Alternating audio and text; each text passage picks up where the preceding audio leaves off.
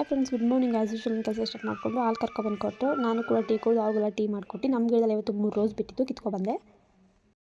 ನಾನು ಕೂಡ ಪೂಜೆ ಮಾಡಿಬಿಟ್ಟೆ ಹೊರಡೋಣ, ಒಂದು ಗೃಹಪ್ರವೇಶ ಇತ್ತು. ಸೊ ಹಂಗಾಗಿ ಪೂಜೆ ಮಾಡಿಬಿಟ್ಟೆ ಹೊರಡೋಣ ಅಂದ್ಬಿಟ್ಟು ಎಲ್ಲ ಕಿತ್ಕೊಬಂದೆ. ಸೊ ಹೂವು ಮುಡಿಸ್ಬಿಟ್ಟು ಇವಾಗ ಫ್ರೆಶ್ ಅಪ್ ಆಗಿ ದೇವ್ರಿಗೆ ಪೂಜೆ ಮಾಡಿಬಿಟ್ಟು ಹೊರಡೋಣ. ಒಂದು ಗೃಹಪ್ರವೇಶ ಇದೆ, ಸೊ ಅಟೆಂಡ್ ಮಾಡಬೇಕು. ಹಂಗಾಗಿ ನಾನು ಮನೆ ಹೋಗ್ತಿದ್ದೀವಿ. Let's go.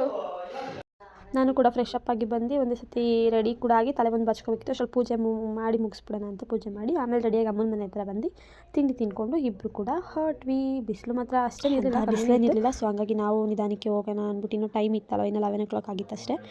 ಸೊ ನಾವು ಕೂಡ ಹೊರಡ್ವಿ. ಆಮೇಲೆ ಹತ್ತತ್ರ ಮಾಗಡಿ ರೀಚ್ ಆದಮೇಲೆ ಏನಾದರೂ ತಿನ್ನೋಣ ಅಂದ್ಬಿಟ್ಟು ಕಲ್ಲಂಗಡಿ ತಿನ್ನೋಣ ಅಂದ್ಬಿಟ್ಟು ನಿಲ್ಸಿದ್ವಿ. ಕಲ್ಲಂಗಡಿ ತೊಗೊಂಡು ಕಲ್ಲಂಗಡಿ ತಿಂದು ಅಷ್ಟರಲ್ಲಿ ಮಾಗಡಿಯಿಂದ ಮುಂದೆ ನಮ್ಮ ಬಜರಂಗ ಬಲಿಯವ್ರು ಸಿಕ್ಕಿದ್ರು. ಅವ್ರಿಗೊಂದು ನಮಸ್ಕಾರ ಹೊಡೆದು ನೆಕ್ಸ್ಟ್ ನಮ್ಮ ಮಾಮನ ಮನೆ ಗೃಹಪ್ರವೇಶ ಮುಗಿಸ್ಕೊಂಡು ಮಾಮನ ಮನೆ ಹತ್ರ ಬಂದ್ವಿ. ನಮ್ಮ ಬಾಸ್ ಐರಾವತ ಮೂವಿ ಹಾಕಿದ್ರು ನೋಡಿಕೊಂಡು.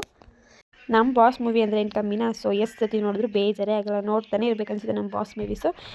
ಸೊ ಗೃಹಪ್ರವೇಶ ಮುಗಿಸ್ಕೊಂಡು ಹೊಟ್ಬಿಡೋಣ ಅಂದ್ಕೊಂಡ್ವಿ. ಸೊ ಬಿಸಿಲಿತ್ತಲ್ವ, ಈವ್ನಿಂಗ್ ಮೇಲೆ ಹೋಗೋಣ ಅಂದ್ಬಿಟ್ಟು ಅಲ್ಲೇ ಅಜ್ಜಿ ಮನೆಗೆ ಹೋಗಿ ಸೊ ರೆಸ್ಟ್ ಮಾಡಿದ್ದು ಒಂದು 5-5:30 ಹಂಗೆ ಮನೆ ಬಿಟ್ವಿ, ಊರು ಬರೋಣ ಅಂದ್ಬಿಟ್ಟು. ಸೊ ಅಲ್ಲಿಂದ ಮಾಗಡಿ ರೀಚ್ ಆಗಿ ಸ್ನ್ಯಾಕ್ಸ್ ತಿನ್ನೋಣ ಅಂದ್ಬಿಟ್ಟು ನಾವು ಕೂಡ ಪಾನಿಪುರಿ ತೊಗೊಂಡು ಒಂದು ಸ್ವಲ್ಪ ಹೂವು ತೊಗೋಬೇಕಿತ್ತು. ಅಲ್ಲೇ ಮಾಗಡಿಯಲ್ಲೇ ಹೂವೆಲ್ಲ ತೊಗೊಂಡು ಸೊ ಹಂಗೆ ಮಮ್ಮಿಗೂ ಬೇಕಿತ್ತು ಅಂದರೆ ಮಮ್ಮಿಗೂ ತೊಗೊಂಡು ನಮಗೂ ತೊಗೊಂಡು ಸೊ ನಾವು ಕೂಡ ಮನೆಗೆ ಹೊರಟ್ವಿ. ಅಲ್ಲಿ ಮನೆಗೆ ಸೊ ಇವಾಗ ಜಸ್ಟ್ ಮನೆಗೆ ಬಂದ್ವಿ. ಡ್ರೆಸ್ ಏನು ಮಾಡಿದ್ವಿ.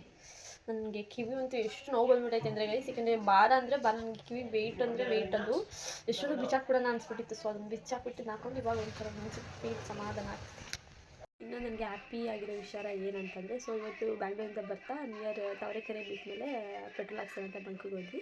ಸೊ ಅಲ್ಲಿ ಗುರ್ತಿಸ್ಬಿಟ್ಟು ನೀವು ರೀಚ್ ಅಲ್ವಾ, ರೀಲ್ಸ್ ಎಲ್ಲ ಮಾಡ್ತೀರಲ್ವಾ, ರೀಸೆಂಟಾಗಿ ಮದುವೆ ಆಯಿತು ಅಲ್ವಾ ಅಂತ ಮಾತಾಡ್ಸಿದ್ರು. ಸೊ ತುಂಬ ಖುಷಿ ಆಗುತ್ತೆ. ಇತ್ತೀಚಿನ ದಿನಗಳಲ್ಲಿ ಆಲ್ಮೋಸ್ಟ್ ಎಲ್ಲರೂ ಗುರುತಿಸಿ ನನ್ನ ಮಾತಾಡ್ಸಿದ್ರೆ ಸೊ ತುಂಬ ಹ್ಯಾಪಿ ಫೀಲ್ ಆಗುತ್ತೆ. ಸೊ ನನಗೆ ಈ ಥರನೇ ಸಪೋರ್ಟ್ ಮಾಡ್ತೀವಿ ಅಂತ ಹೇಳ್ತಾ ಸೊ ಇವತ್ತಿನ ಡೇ ನಮ್ಮದು ಈ ಥರ ಹೋಯಿತು. ಸೊ ಓಕೆ ಬಾಯ್, ನೆಕ್ಸ್ಟ್ ವೀಡಿಯೋದಲ್ಲಿ ಸಿಗೋಣ.